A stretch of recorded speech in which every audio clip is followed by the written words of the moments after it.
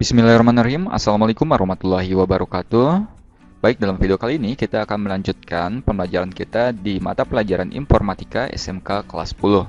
Di mana pada materi kali ini kita akan membahas dan mengulas tentang penalaran. Namun sebelumnya, pastikan Anda sekalian sudah mempelajari juga pada materi di submateri yang sebelumnya, yaitu di submateri proposisi dan submateri logika informatika. Jika belum mempelajarinya, bisa melihat juga pada list video pembelajaran pada kolom deskripsi di kanal YouTube ini. Untuk submateri penalaran yang akan kita ulas, di sini ada 3 jenis penalaran. Yang pertama ada penalaran deduktif, induktif, dan abduktif. Oke, langsung saja mari kita mengulas materi penalaran ini. Apa sih penalaran itu? Nah, di sini jelaskan bahwasanya penalaran adalah proses berpikir berdasarkan pengamatan indera, atau disebut juga sebagai observasi empirik. Jadi yang melibatkan panca indera kita, sehingga menghasilkan sejumlah konsep dan pengertian. Jika kita melihat seseorang sedang melakukan hal apapun, kita dapat menarik kesimpulan bahwa orang tersebut sedang melakukan aktivitas tersebut. Itu salah satu contoh dari penalaran. Nah, di dalam penalaran itu sendiri terdapat 3 metode jenis penalaran. Yang pertama adalah penalaran deduktif. Secara garis besar yaitu penarikan kesimpulan dari umum kemudian ke khusus. Kemudian yang kedua ada penalaran induktif, yaitu penarikan kesimpulan oleh kita dari khusus ke umum. Yang ketiga adalah penalaran aduktif, disebut juga sebagai argumentasi terbaik. Jadi kita memberikan argumentasi dari apa yang kita lihat.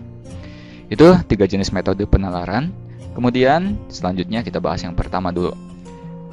Yang pertama ada penalaran deduktif, di mana untuk penalaran deduktif seperti yang tadi disampaikan adalah proses penalaran yang bertujuan untuk menarik kesimpulan yang berupa prinsip atau sikap khusus. Jadi yang kita tarik kesimpulannya adalah khusus dari fakta-fakta yang bersifat umum. Jadi secara garis besar ada penarikan kesimpulan dari umum ke khusus. Baik, setelah kita mengetahui penalaran deduktif, mari kita lihat contoh dari penalaran deduktif ini. Nah, lihat di sini ada penalaran deduktif terdiri dari 2 pernyataan atau premis. Premis pertama, misal semua manusia akan meninggal dunia. Premis kedua, Paidi adalah manusia. Sehingga jika kita tarik kesimpulannya secara deduktif, maka akan berbunyi seperti berikut. Paidi akan meninggal dunia. Kenapa Paidi akan meninggal dunia? Ya, karena Paidi adalah manusia dan manusia akan meninggal dunia. Jika kita analisis, mana sih pernyataan yang umumnya ini? Kenapa? Karena semua manusia ini bersifat umum dan ini khususnya. Itulah contoh penalaran deduktif. Mari kita lanjutkan ulasan materinya. Nah, kemudian di penalaran deduktif ini terdiri dari 2 jenis. Yang pertama ada silogisme, yang kedua ada entimen. Di mana di dalam silogisme terbagi ke dalam 2 jenis, yaitu silogisme negatif dan silogisme error. Mari kita bahas yang pertama. Apa itu silogisme? Ya, silogisme adalah proses membuat kesimpulan secara deduktif, tersusun dari 2 proposisi atau 2 pernyataan yang tadi kita contohkan dan 1 kesimpulan.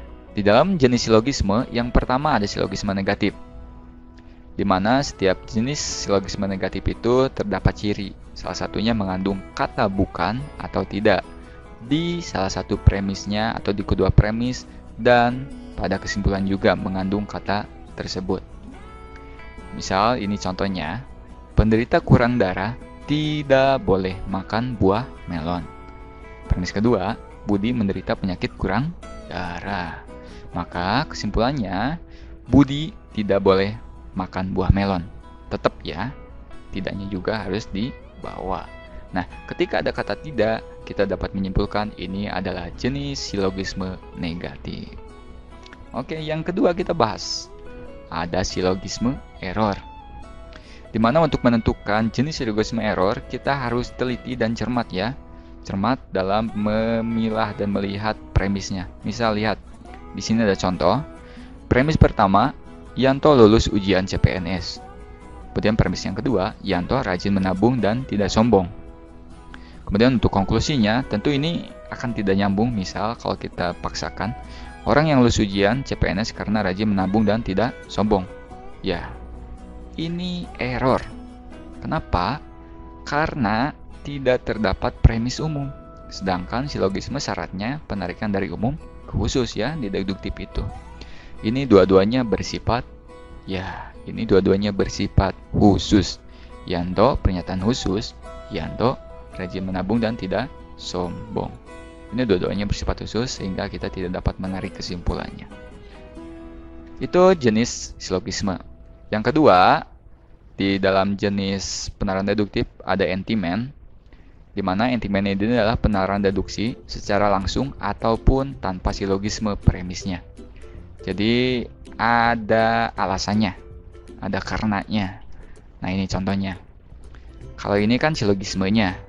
Kalau dibuat entimennya bisa seperti ini. Budi tidak boleh makan buah melon karena menderita penyakit kurang darah. Langsung. Kalau di entimen ini satu per pernyataan. Sini ada alasannya ya.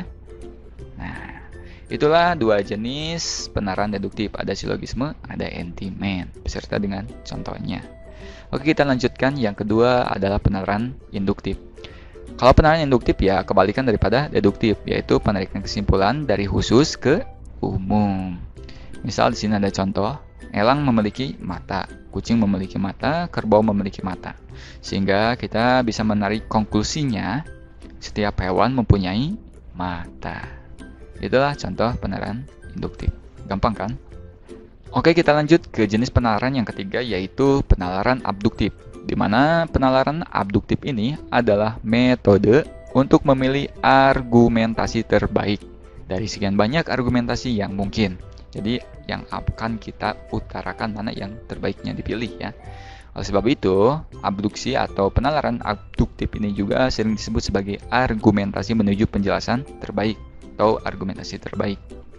Di sini ada 4 cara atau tips mendapatkan argumentasi terbaik. Yang pertama itu kesederhanaan. Jadi maksudnya, usahakan ketika kita berargumentasi menggunakan bahasa yang ringkas dan mudah dipahami. Kemudian koherensi, sebisa mungkin kita mengutarakan argumentasi itu atau mengemukakan argumentasi sesuai dengan apa yang diyakini oleh para ahli di dunia ini. Atau bisa juga sesuai sumber dan menurut penjelasan-penjelasan yang terpercaya. Yang ketiga, prediktibilitas sesuai prediksi. Jadi berargumentasi sebisa mungkin banyak yang mengiyakannya daripada mentidakkannya. Jadi harus sesuai prediksi.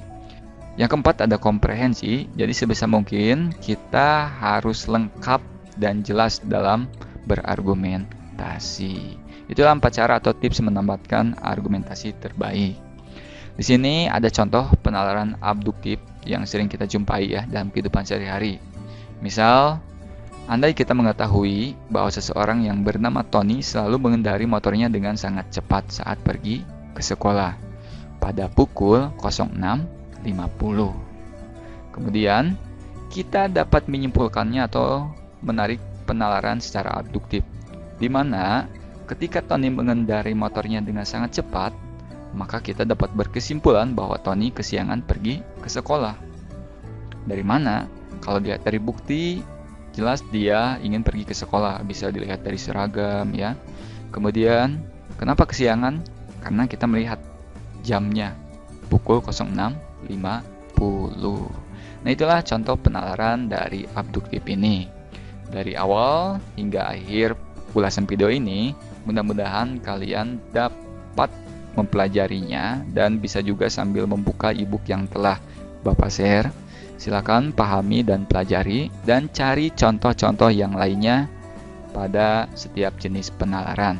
Yang pertama ada penalaran deduktif, di mana penalaran deduktif itu ada 2 jenis, silogisme dan entimen.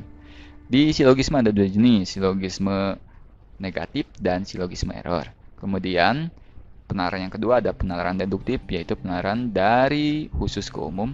Yang ketiga adalah penalaran abduktif, atau biasa juga argumentasi terbaik. Sekian untuk ulasan materi di submateri tentang penalaran ini. Selamat belajar, jangan menyerah dengan keadaan. Assalamualaikum warahmatullahi wabarakatuh.